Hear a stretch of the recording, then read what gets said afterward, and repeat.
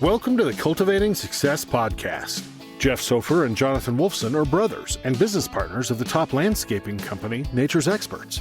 Nature's Experts is home to 6 companies that cater to all your outdoor needs. To learn more about Jeff and Jonathan, simply visit us at www.naturesexperts.com.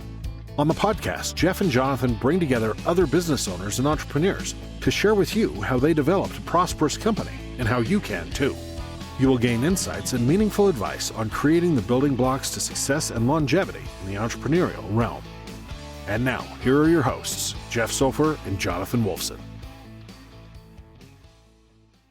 Scott, welcome to the Cultivating Success podcast. I'm excited to have you here today. We've already had a pretty good dialogue back and forth about getting to know each other before this, and I really just wanted to roll into it and really keep getting to know more about you and really what you've accomplished and how you communicate with people, because it's very magnetic. And I think that, there's so much you can learn from other people by asking questions and also by listening at the same time, that, when you meet somebody who has real value in an alternate way, but similar to yourself, it's really very encouraging as a business owner to me.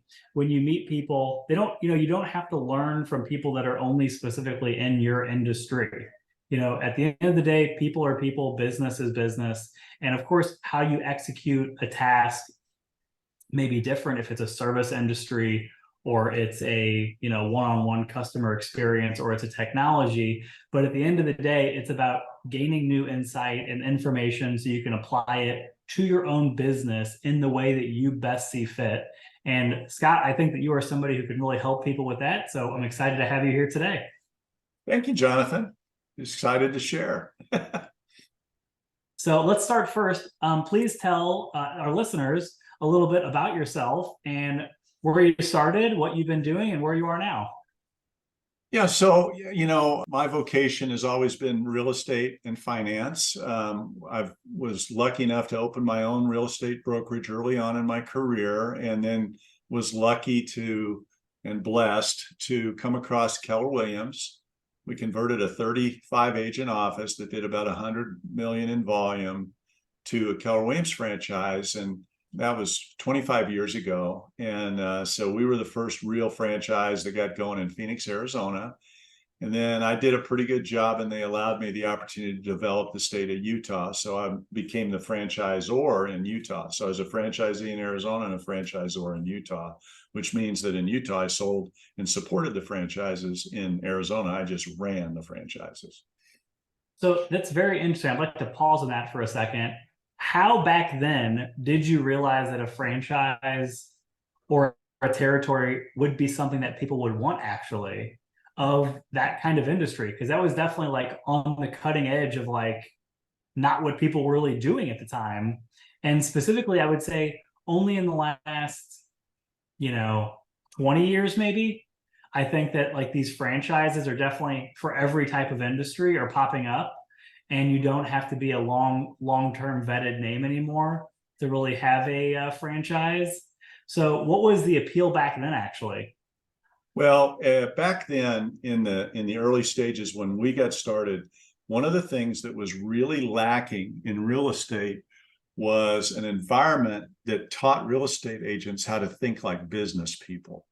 They thought more like salespeople. And so Keller Williams brought a business model to the industry that allowed agents to not just look at their sales and look at what was left over at the end of the month, but rather help them with some specific business models and some systems that help them not only set realistic goals and track their progress, but also give them some tools to help enhance that progress. Tools like how to hire people, how to interview, how to train and coach. There's a tremendous amount of depth of learning the art of training and coaching, and learning the art of an effective and potent business plan that's realistic and achievable with tactics that are relevant based on a strategy that's timeless. And our strategy. Did they focus, like whenever they opened up a new franchise, did they pretty much have like someone who was a particular like leader or organizer who like was the person who oversaw like X amount of franchises? That was me. Yeah. So that's what I did secondarily. Primarily, I was in the first one that we opened. It was me and a couple of partners. And we opened the first one and we were kind of winging it. You know, we didn't really know what we didn't know. All we knew was what the edict was to grow with quality people. And so we set out on a mission together and we worked, 24/7 for, 3.5 years straight, where we were, just basically doing all the growth, all the recruiting. And then in between, we were training on the sales process, the contracts, negotiation, mindset, business planning, and then following the models so that you can end up being profitable. So we had a lot on our plate back then, but it was so much fun because people were eager and anxious to learn how to move from the sales world into the business world. And we were really good at making that distinction and helping people realize the difference. Definitely a difficult time then, specifically, because I feel like, so when I first started really working in our profession that we're in about 15 years ago, I was still on the tail end of like, people don't trade secrets, that's how they make their money. That's proprietary. Yeah. So I would have to think, if you go back 40 years ago, you got to think people were like, this is stuff people were holding so close to their vest, they barely wanted to tell anyone how to do this, because every single person, you're going to be training them to leave you almost. Well, that's why you have to be prepared to really grow and go really big, because once you open up the secret sauce, if you will, there's going to be a percentage of people that will attach to that. They'll massively implement. They'll be able to turn around and teach it to you better than you even taught it to them. You just have to have a mindset of abundance and a mindset of growth, knowing that when one of us does better and gets better, and we can help another person in our industry do better and get better, then we raise the level of our industry and we become more and more fiduciary to our clients so that we can command, really appropriate fees for what we do, because we bring so much more to the party than just, comps and price per square foot and, that kind of stuff. There's so much more that goes into a real estate transaction before, during, and more importantly, even after the transaction is completed. How well you stay connected with your client base and capitalize on the great work that you do with your client base so that you can enjoy the fruits of, real healthy and appropriate referrals from your clients that have been, really, really happy with your service. I think that kind of draws into the fact of whether it's then or now, having a clear vision and really taking people under your wing and describing your mission and having your vision be large enough ultimately to encompass everyone else underneath it is really a very important aspect of growing and developing your business, because it is about multiplying yourself and people like yourself inside your business and training them so you can ultimately get more sales, take care of more customers, whatever you're particularly trying to do. But having everyone understand that it's not just, 1 + 1 = 2. It's that if we all do this, it can compound to this. And then, we're a company of 10 people now, but next year we can be a company of 20 people and 30 and so on and so forth. And obviously casting that net, so to speak, where everyone understands how they actually can incorporate into the entire business model of it, of where they actually can land inside the company. So they actually want to stay and they're creating something that's bigger than just something that they think they could have done themselves with the knowledge that you've helped them gain. Yeah, and along those lines, it's important to find the right, when you hear the term, you hear it all the time, thousands of times, get the right people. And when you have, everybody would agree, when you have the right people, life gets easier. It's more fun. It's more lucrative. Everything works better. Of course. What Keller Williams was able to open the door for me was that selecting the right people was really, really, really super important.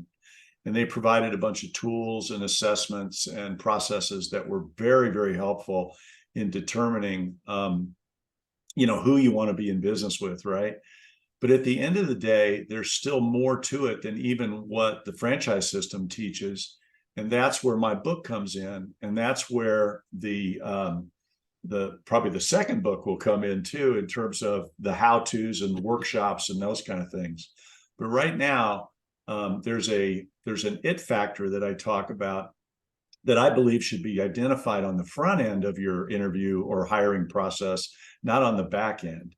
And I'm here to talk more about that if you'd like me to talk about that. Absolutely. I know we were just getting into some of the things that you've done, but let's definitely roll right into it. And the book you did, Long-Term Leader. Yeah. And how you think that fits into this. I'd love to hear more about it. Well, I've been blessed because the way I came upon this was not through my own ingenuity, but rather because of observation ex post, after the fact. I looked back on all the really great people that have that I've been blessed to be in their world and them in my world. And I was trying to figure out what's the common denominator. Is it work ethic? Is it motivation?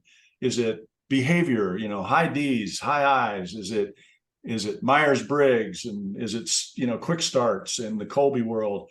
There's all these assessments that different companies have pulled together.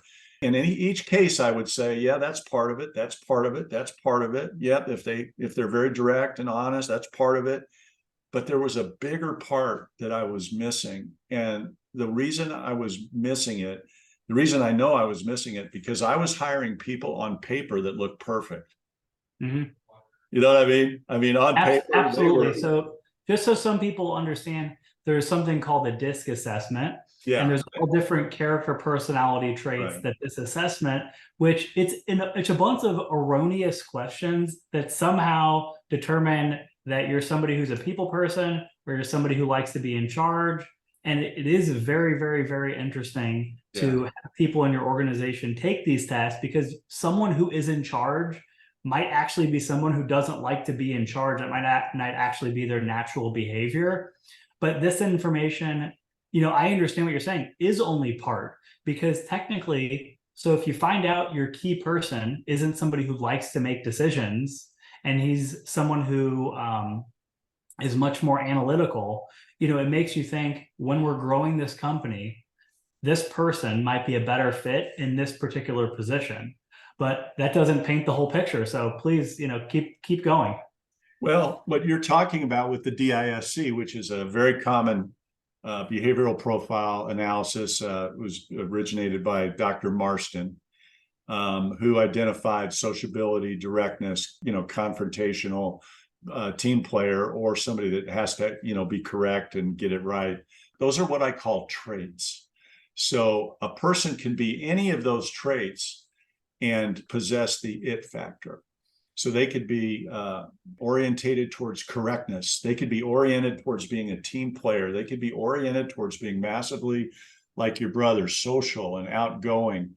They could be very direct and honest and brutally down to earth.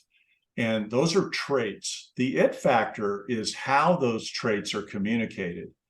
I can be a direct person and be a really cool, direct person like Mother Teresa, or I can be a really uncool, direct person like Adolf Hitler.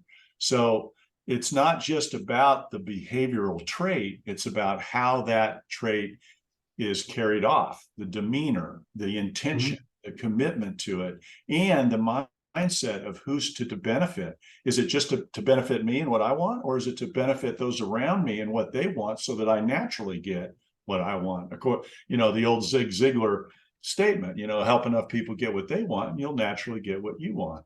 And I've always taken that to heart. And I think, by identifying the it factor, the odds are much greater in our favor that we can help people get what they want, because they show up in a healthy way. They can lead themselves. Other people take to them. They have a magnetism about them. They have a trust factor about them that's just usually impeccable. These are people that when they speak, other people just listen. And it doesn't matter what their traits are. Their traits can be anything.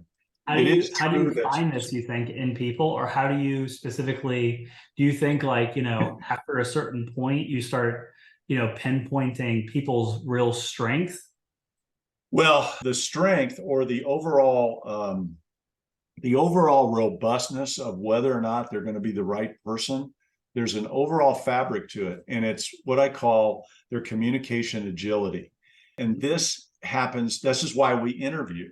If we just worked off assessments and tests and work history and all those kind of things, we wouldn't even need to interview people if you think about it. Right, Jonathan? And when we interview, a lot of times we've already looked at all these assessments and tests and everything that they've taken, and we draw our own conclusions that this is a good person. I need to really, put the pressure on this person to get them hired, or I've got to bring this person into my organization, or I've got to do whatever it takes.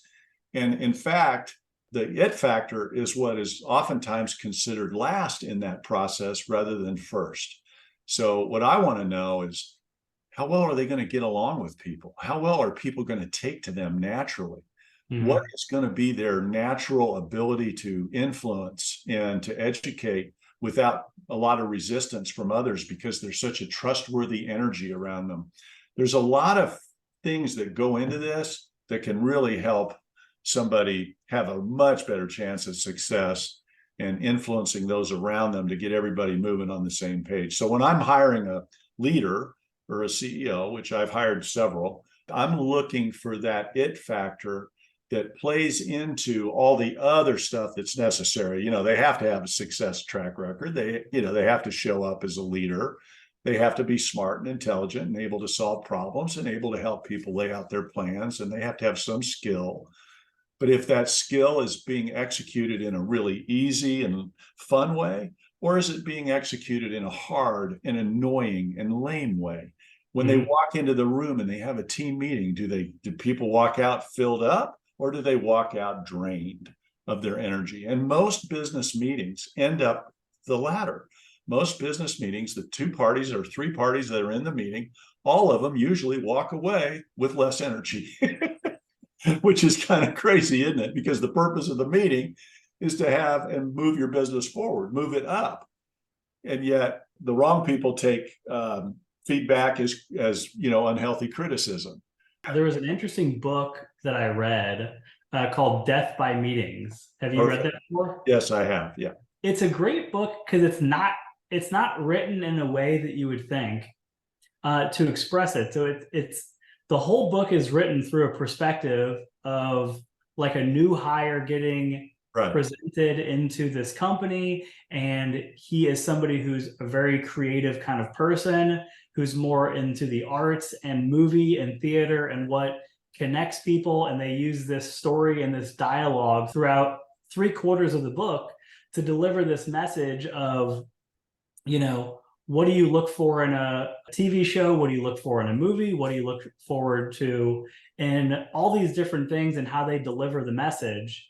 And, I think all these different things it's so important to just constantly be learning as a leader to figure out how you can implement these things into your business and try to, again, it's making a process that people can feel confident, and then they can build and create their own also too. Well, that's exactly right. When you're nailing it as a leader, your people are coming to you. If they have a challenge, an issue, a problem, or even an opportunity, they're coming to you. They're bringing it to you to collaborate with you, not coming to you because they need you to answer everything. The right people will come to you and say, hey, I've just run into this scenario. John came in and he's got this big client on the hook. He's not sure what to do for him in terms of appreciation. Do you have any thoughts or ideas about how we could help John learn how to appreciate his client at the highest level? Now we can sit down and have a real healthy dialogue about how to support one of our people, versus the manager that says, oh, I got this. I'll just take care of it. I'll do something on my own. And the problem is, if he does something on his own for appreciation and I do something on my own, neither one of us are going to be as effective as both of us. So we can bounce ideas off each other and 10 plus the experience for the client, because we will bring different perspectives and different history of experiences that we can, blend together to make it one great experience and save everybody a lot of time, energy, and effort and wasted guesswork, because we've already been there and done it. And that's what great leaders do. They pull the experience and wisdom and intelligence out of their people instead of pushing to get it. It's being delivered to you. And that's more fun. It's a lot more fun that way. It makes me also kind of reflect too on the Death by Meetings book too, is that if you're trying to grow a company, you have to also understand how to let go of certain situations, but also empower people. And the thing is that there has to be structure where you can interject your opinion to where you're letting someone be in charge, but you're also there to give suggestions and ideas, and you're not overpowering other people through the process as well. Yeah, that's so true. A lot of leaders, when they get into pressure, like, my father-in-law is a retired brigadier general and was in Korea and Vietnam. And, his saying was, anybody can lead when things are going right, but what about when things go really wrong? Are you the leader that's going to show up? And I think with what's going on right now, and the idea of collaboration, the idea of pulling it out of your people is all an issue around how well the leader shows up in a approachable, safe, but still the boss. Still you're accountable. You're still all of that, but I feel like I can really tell my boss anything. I feel like I can tell my guy anything. If I've got a problem, issue, or challenge or opportunity, I can go in there and I know that he'll listen by validating my position. Whether he agrees with it or not is not important. The validation and acknowledgement of my issue is more important, because now I feel like I'm being listened to and I'm being valued. And I feel like, okay, I want more of this. And I don't want to ever leave this, because it's so rare to find in business today leaders that actually dive in and care and ask more than one question. Maybe the last 3, 4, 5, 6 in-depth questions about an issue, so that when you're done in your communication with them, you feel like they have a very good understanding of the challenge, issue, problem, or opportunity. Absolutely. People need to be listened to. So if you would, Scott, keep going through, if you would, the book, because I'd love to know more about the book and what you're teaching it as some of your points, because I'm always fascinated to learn more. And someone who really breaks down into a book what they've learned or whatever, to me, there's always more. There's more than probably what's even in the book that you really wanted to get out there. Oh, a ton more. In fact, the book's 150 pages. When I turned it into the publisher, it was 425 pages. So we had to really whittle down a lot of the stories and fluff and save that for the second book. But right now, for the first one, it's really all about showing up in a way where you have influence over others, because leadership is about influence. There's good influence, there's bad influence. Long-term leaders have good influence. They want to help people get better, grow, be more profitable, make more money, have a better life, et cetera, et cetera. And the way to do that is, number one, you have to be so good at putting people in positions that are right for them, not just right for you, but right for them. Because if it's just right for you and you're putting a square peg in a round hole, then you become a short-term leader, because that person's probably going to be with you a short term. Most people cannot do jobs or functions if they don't possess some natural ability for it, or if they don't possess a passion. And when I use the word passion, I don't want to misuse it. But what I'm trying to say is they just love doing what you want them to do. So if I want a great recruiter, let's say, I can go through all the assessments I want. One of my really expensive coaches in the six-figure area of coaching, posed this question to me once, because I was complaining, I was whining about not being able to get the right people long-term. And he says to me, he says, why don't you just find somebody that loves recruiting? What a concept. Now, I've been doing it for 20 years. And this guy introduces such a simple thing to me. And I go, you know what? I've overlooked that. Do they really love it? Do they like the chase, the hunt, whatever it is, the victory of, the decision, whatever it is. And when he coached me on that, I applied that to every job, to everything. So people have to love what they're doing. It's not just the recruiting, but that's just an example. There are people that love doing paperwork and homework and crunching numbers. And I'm not that person. I don't love doing that, but I love to know the answer to the detail. I just don't like doing the detail, but I love the answer of the detail and I want to know all the details. So that was very helpful. It can be really motivational also too, because knowing, every business, you have to go through different seasons and opportunities. And the thing is, to do what you're saying, you have to be willing to get to a certain point, because you have to create enough opportunity. Because if you have a smaller company and you're starting out, you're naturally having more hats. And the more hats you make, there's probably only one of those that are really your key thing that you enjoy doing and that you're very good at. So you have to really watch out for these things. And as you're growing, you have to find your new pain points of like, all right, so this person is good at this. And now I need to try to find, now what you're saying, this exact person who really likes recruiting. I'm not good at it. This person is really more somebody who likes to deal with data than people. So I need somebody who's outgoing and optimistic and really understands the mission and where we're going in our company, versus somebody who really isn't want to being outgoing and don't understand, the people that are coming in the door, of motivating them to want to come be hired by us. One of the ways that I acknowledge people's gifts and their contribution to the company is kind of maybe a little bit weird. I don't know if this will work for the listeners or not, but one of the things I do is I'm constantly in awe and constantly grateful for people who do the jobs that I hate. And I am not shy at all about telling my people that I hate the job. I could never, ever do the job they're doing.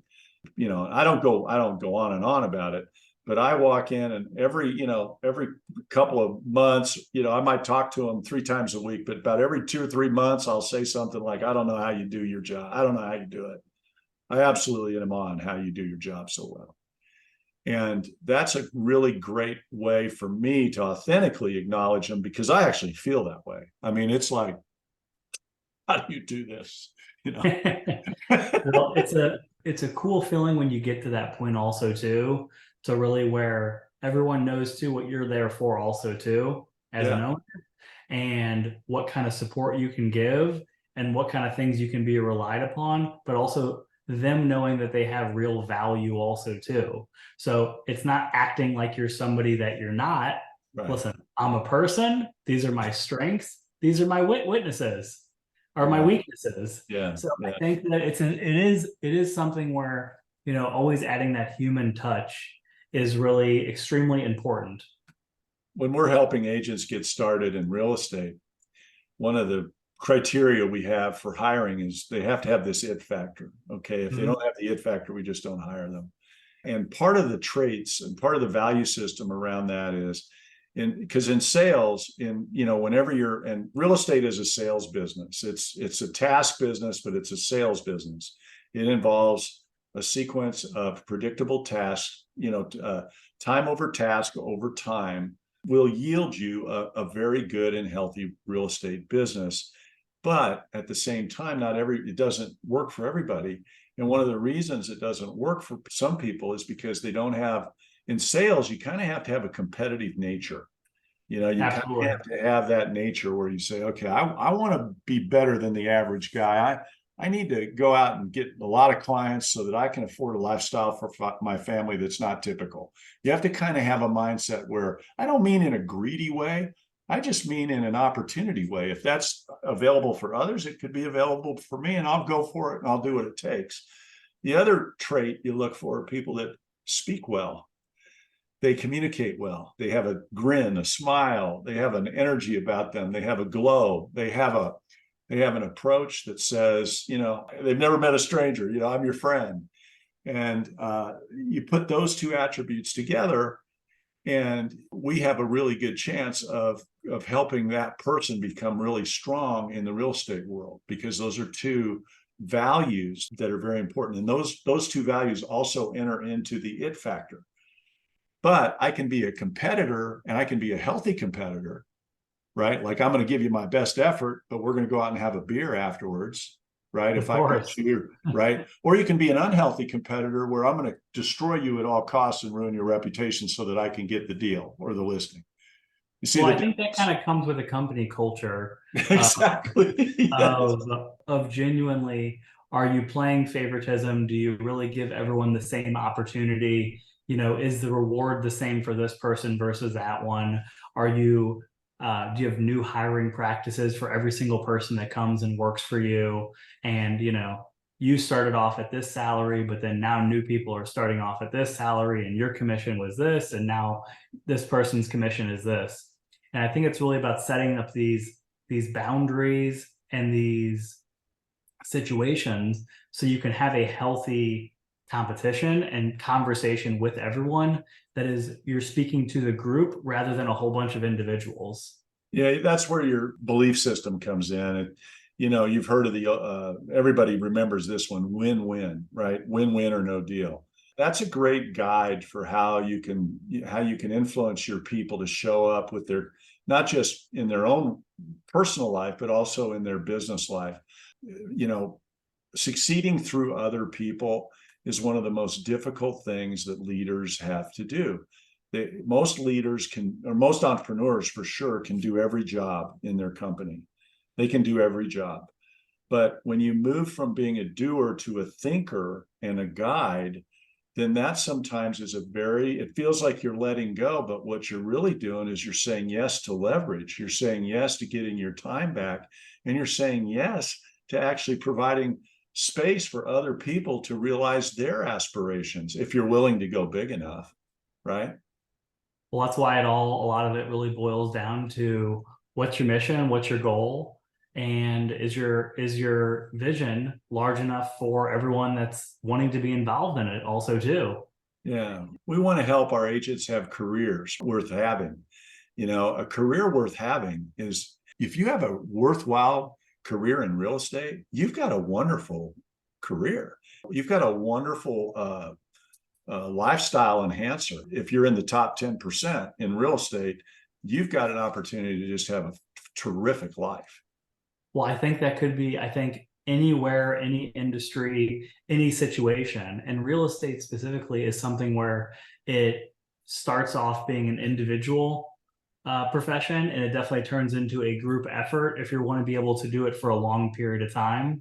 But I think, almost any business in general really has the opportunity to grow to whatever you want. Every market space, every opportunity, every single thing, whether you're cutting grass or you're selling flowers or you're selling honey or absolutely anything, every market is big enough to cast whatever vision and whatever goals that you have, as long as you really have people that are working together, driving towards that same mission. But if you're doing it all by yourself, it's going to be a long road to get there. Yeah, nobody succeeds alone, as they say. That was a term Gary Keller coined years ago that has stuck with me. And I've even taken that a little bit step further. And this with your business, Jonathan.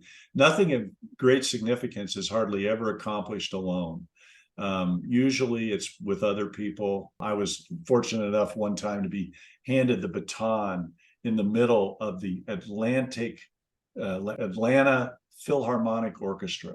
And I was in the middle of all the instruments, and I had my little baton, or whatever you call it. I can't even know what the name is. And I'm conducting, and I can hear the strings over here, and I can hear every string. I can hear the horns over here. I can hear every horn, and it all blends together. And it's like, oh my God, nothing of any significance is accomplished, solo, so to speak. It was quite an experience, and it was a metaphor for the rest of my life, was to just surround myself with people that know how to play the instruments really well, who are professionals. And man, it really gets fun when you do that.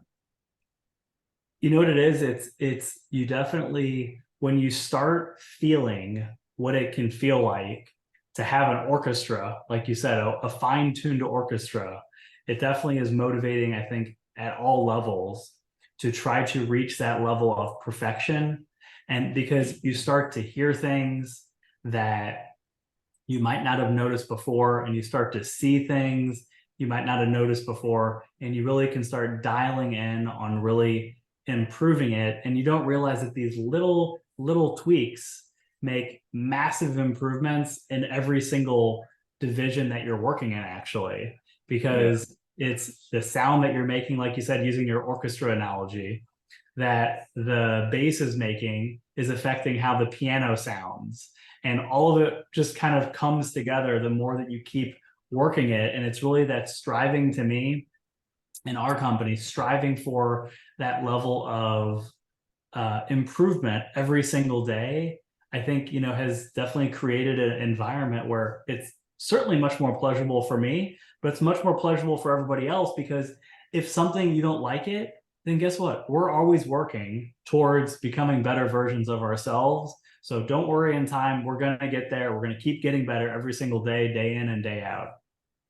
Well, when a leader, it's absolutely right. When a leader shows up as themselves, with truly who they are and how they show up, they open the door for other people to show up with their true selves too. So this is why it's an exercise, if you will, to me anyway, it's an exercise in humility. It's an exercise in being kind, but it's also an exercise in still being a badass. Being somebody that wants to succeed. I'm a person, I want to succeed at the highest level.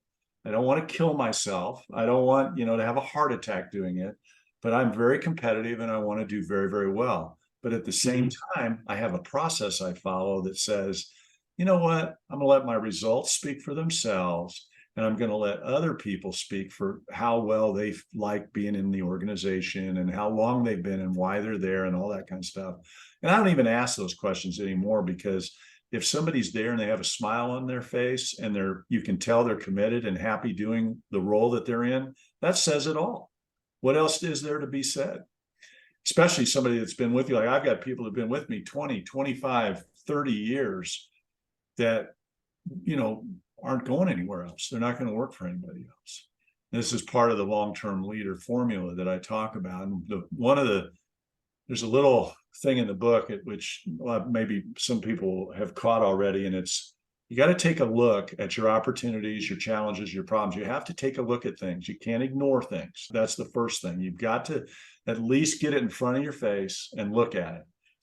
Then when you've got the problem, you got to figure out what is the real problem. You have to understand what you're looking at. Mm-hmm. Right? Is it a symptom or is there a root cause for that problem that needs to be addressed?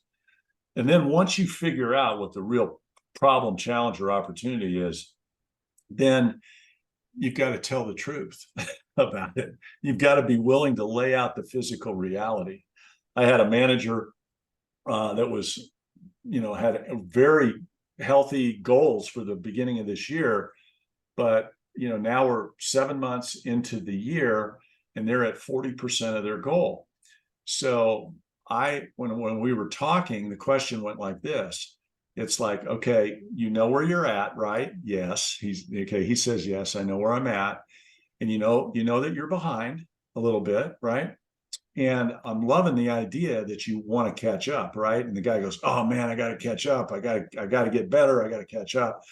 And I said, great. So this next week, what's your goal? And I just narrowed it down to this next week. What are you going to do this next week so that you can have a really good month? And he rattled off about 5 or 6 things. My good friend Gary Keller wrote a book called The One Thing. And the one thing is usually the one thing, if it happens, everything else gets easier. Everything else is affected positively. So he gives me 5 things, maybe 6.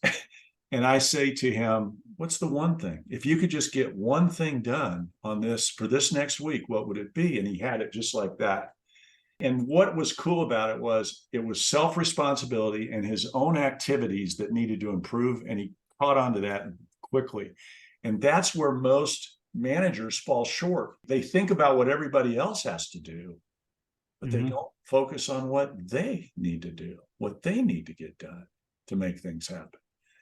And oftentimes the manager has a much greater impact on the team than anybody else through their own work ethic, through their own efforts, through their getting their own results.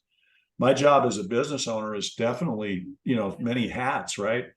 But one of the hats is to maintain great quality relationships with the client base, right? That's one of my jobs as a leader. And I need help doing that. I can't just do it by myself. I need a bunch of people to help me. So and not help me, but help the organization and help themselves. And it all stems from how the leader shows up. And if the leader's somebody that people want to emulate, hang out with, be like, if you will, almost. And if you look at the strongest leaders in the world, people that, aspire to do what they do want to be like they are. They want to follow. And if you've ever had a bad manager and watch their employees, the employees will pick up the traits of the bad manager too. And they won't treat the customer well. So sometimes people don't realize it takes time also to correct those things. Yes. So if you take the time right now and you self-analyze yourself and you're like, you know what, I can do better. Just at a basic level, I can do better. And you realize I'm going to come in tomorrow, I'm going to do better. I'm going to be more optimistic. I'm going to be more open to helping solve other people's problems. I'm going to be more present, whatever your particular thing you need to work on. It really is something where it takes time for that to become the new standard. So I think sometimes people get discouraged when you've done something for so long that you're not getting an answer as quickly as you want to. It's ultimately because you have to put in an equal or opposite amount of effort to undo what you've done also too. Yeah. And what most leaders or managers are always trying to do is compress time. They're trying to get everything done faster.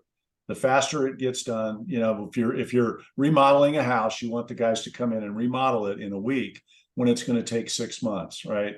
There's just a natural thing that's going to happen, and you have to be prepared for that as a leader. When I get on an airplane and fly from Phoenix, Arizona to Salt Lake City, Utah, it takes an hour and 15 minutes. There's nothing I can do to change that. If we get supersonic travel, or if we get Star Trek, beam me up, Scotty, then it'll change. But for right now, it's going to take a certain amount of time to get there. It's the same with people. As they start to learn something new, then they've got to integrate it. Then they got to play with it. Then they got to learn what works and doesn't work. And if you're a good supportive leader, you're there helping them every step of the way through that learning process. And you're treating it as a learning process, not as come on, you haven't gotten this yet. Come on, you haven't gotten there yet. Now you can do that with certain people, and I can push certain people a little bit differently than others. But for the most part, my energy says, I'm here, I've got your back, and I'm ready, willing, and able to support you in your growth.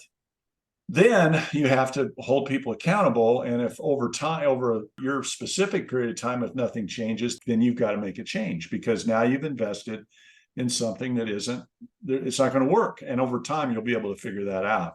I don't give it a lot of time. I figure every hiring decision is a 90-day commitment.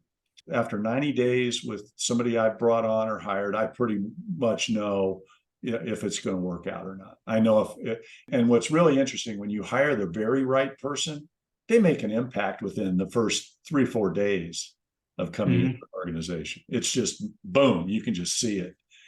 And then others take a little bit longer, but when they get there, they're great. But so you just have to, that's kind of the art. Those are kind of, workshops that we do, and we do some training on how to live with that and how to develop talent and how to get talent to a place where they're very not loyal, but they're just committed to the point where they just wouldn't job hop around you if you get the right person. And that's a real epidemic right now in the management world.